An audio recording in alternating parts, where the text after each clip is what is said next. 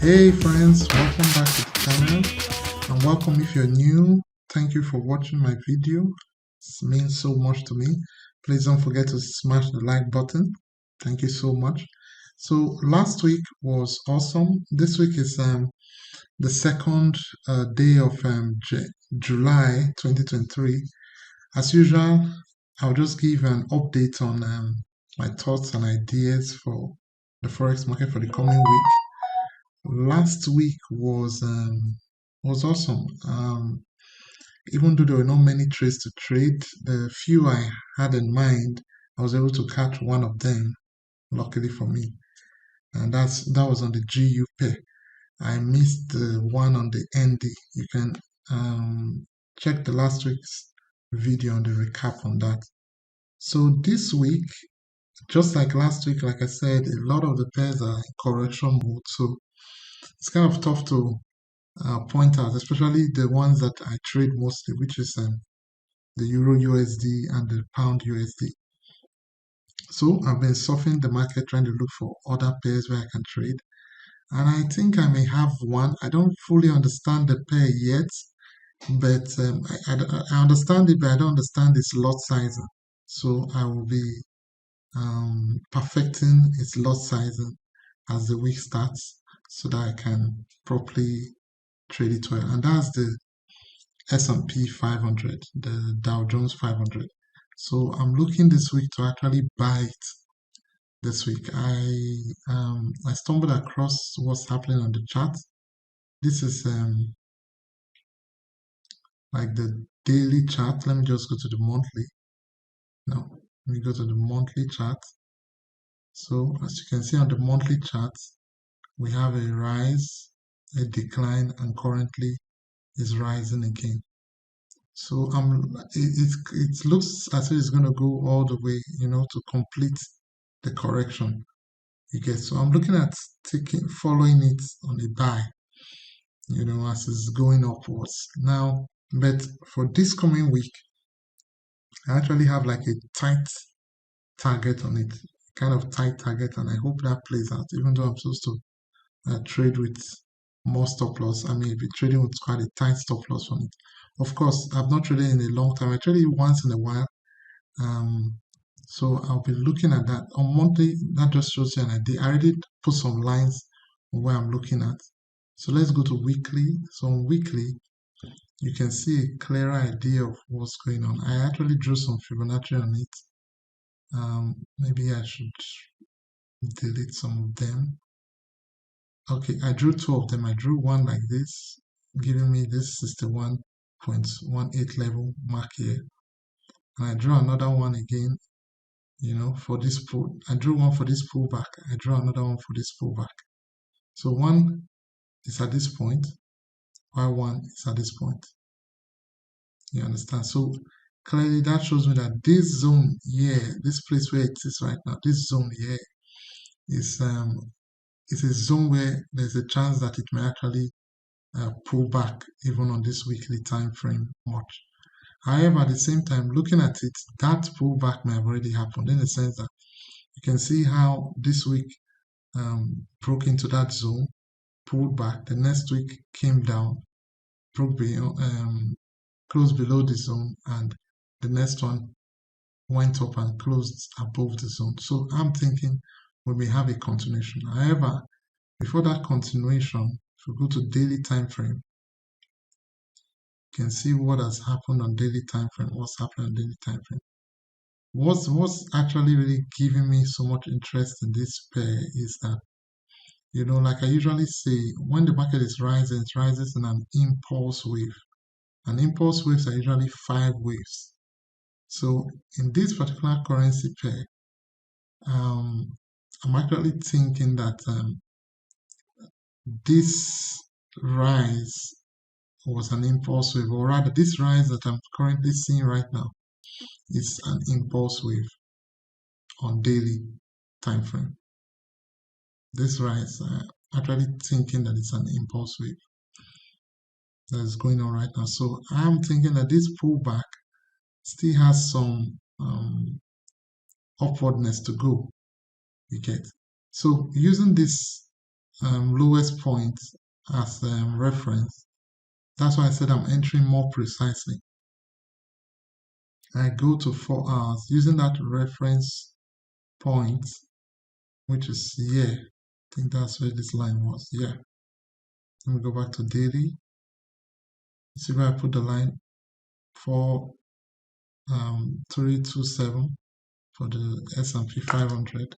S&P 500, if you're wondering what it is, it's actually like an um, average indices of about 500 companies in the United States. So it kind of averages the performance of what's going on in the United States economically in terms of major companies all over the states. 500 good ones of them, or rather 500 of the best of them.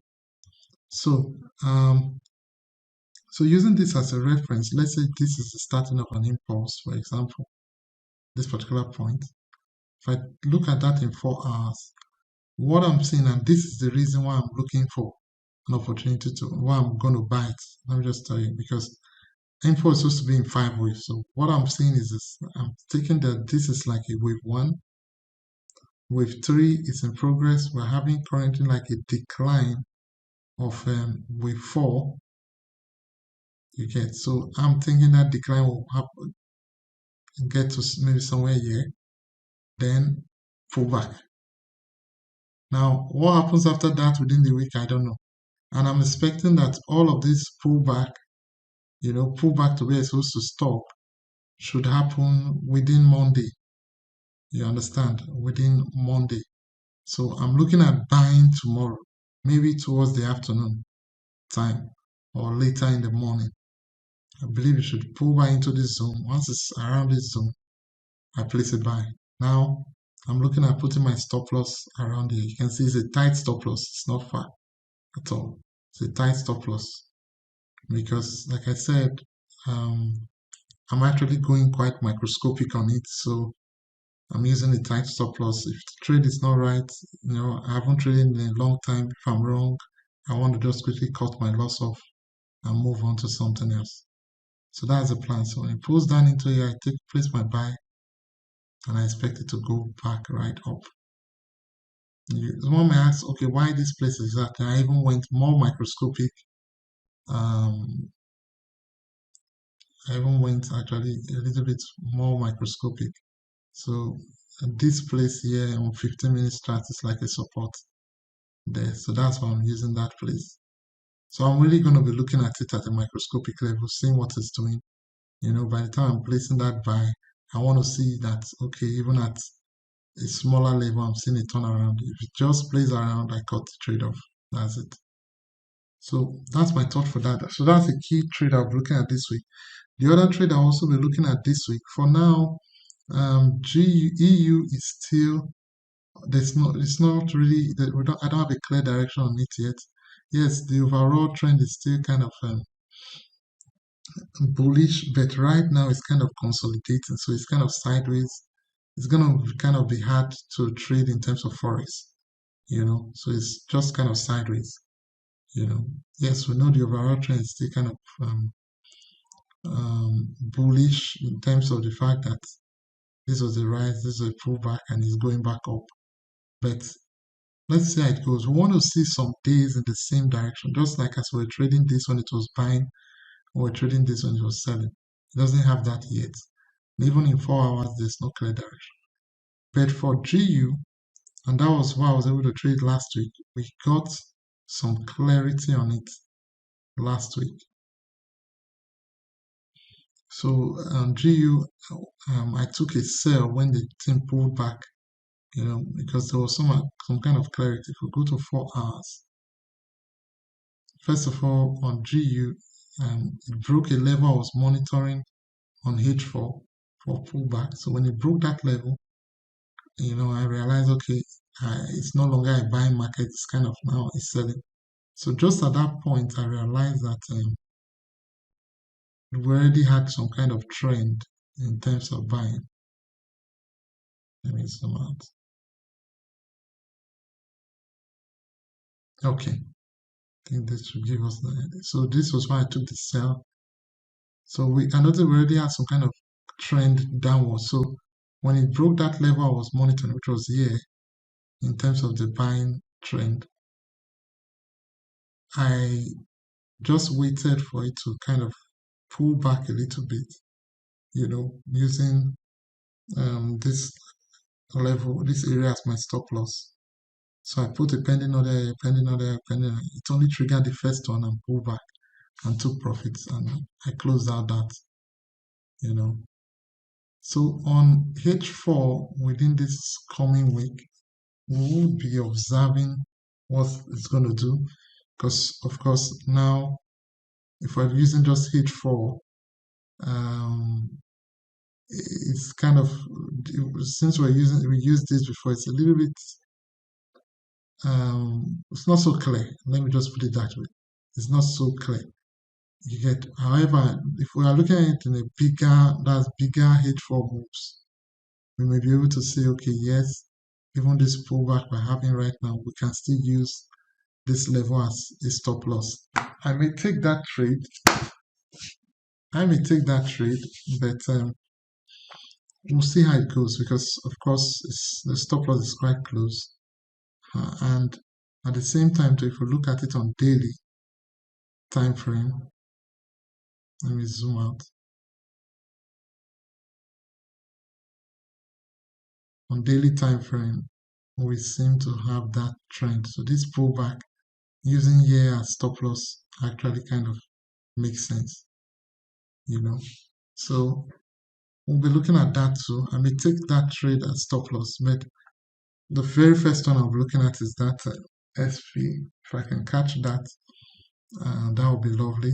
Then I also putting my eyes on EU too, hoping that EU can at least, it already did this. Maybe EU can give me some more clearer signs, like maybe pull back, come down, and then go back up. Then I can take a sell on that. You get, so I'm looking at EU too in that light, but G is already kind of set to go. If EU breaks this level, then I'll pause and start monitoring it again. You know, and watching exactly what it's doing. So if you have questions, please drop it in the comment section. I hope this has been of value. Um, we'll see how it goes within the coming week.